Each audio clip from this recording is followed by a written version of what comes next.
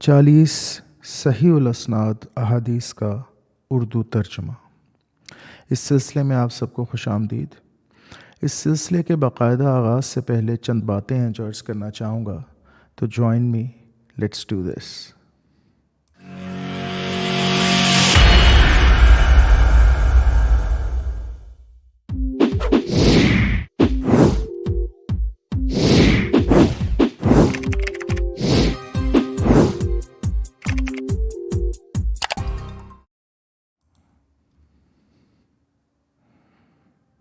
40 احادیث کو جمع کرنے کا ٹریڈیشن بہت پرانا ہے۔ نبی کریم صلی اللہ علیہ وسلم کی ایک حدیث ہے جس میں آپ صلی اللہ علیہ وسلم نے فرمایا کہ جس نے میری 40 احادیث یاد کی، قیامت کے دن وہ فقہاء، صلحاء، زاہدین کے ساتھ، اچھے لوگوں کے ساتھ اٹھایا جائے گا، یعنی فضیلت ہوگی اس کو قیامت کے دن۔ تو حدیث ضعیف ہے لیکن اس کے طرق بے شمار ہیں، تو بہرحال قابل قبول ہے فضیلت کے باب میں۔ اس حدیث پہ بیس ایک ٹریڈیشن ہے ہمارے ہاں اسلام میں کہ علماء مختلف ادوار میں 40 احادیث کے مجموعے تیار کرتے رہے ہیں، بناتے رہے ہیں۔ اس میں ایک مجموعہ ہے جو امام نووی نے جس کی تدوین کی، اور وہ آپ ہی کے نام سے منسوب ہے، کوئی 700 سال پہلے تقریباً انہوں نے تصنیف کیا اس مجموعے کو۔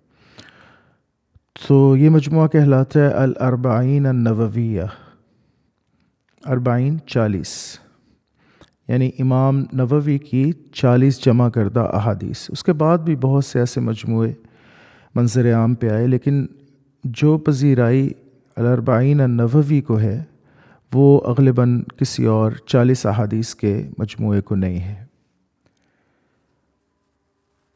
امام ابن تیمیہ نے بھی الاربعین کے نام سے ایک رسالہ مرتب کیا ہے۔ تو بہرحال 40 احادیث جو اس مجموعے میں امام نووی نے جمع فرمائی ہیں، اس میں اس بات کا خیال رکھا ہے کہ یہ ساری کی ساری احادیث صحیح الاسناد ہوں، اور اس میں ایسی احادیث بھی ہیں جن پہ شیخان متفق ہیں، یعنی امام بخاری اور امام مسلم دونوں کہ یہاں وہ حدیث مقبول ہے اور صحیح ہے۔ تو یہ بڑی امپورٹنٹ بات ہے۔ 40 احادیث تو کم از کم ہر مسلمان کو یاد ہونی چاہیے۔ یاد ہونے سے مراد یہ ہے کہ ان کا مفہوم آنا چاہیے، اپنی زندگی میں ان کا اطلاق لازماً کرنا چاہیے، اور بچوں کو بھی سکھلانی چاہیے۔ تو میرا کافی عرصے سے یہ ارادہ تھا کہ میں ایک ایسا سلسلہ شروع کروں جس میں مصروف انسان کے لیے، آج کے دور کے مصروف انسان کے لیے جو خود اتنا وقت نہیں نکال سکتا کہ وہ احادیث کی مفصل اسٹڈی کر پائے، اس کے لیے کچھ ایسا ہو کہ وہ جلدی جلدی میں موبائل پہ ہی اگر وہ ویڈیوز دیکھ رہا ہے تو اس کو ایٹ لیسٹ وہ 40 جو احادیث ہیں، جو 40 پروفیٹک ٹریڈیشنز ہیں، ان کے مفہوم سے اس کو آگاہی ملے، اور زبان بھی ماڈرن ہو، آسان اردو زبان ہو تاکہ سمجھنے میں بھی آسانی ہو، اور پھر سب سے بڑھ کے یہ، جیسا کہ میں نے عرض کیا، کہ اپنے بچوں کو بھی سکھایا جا سکے۔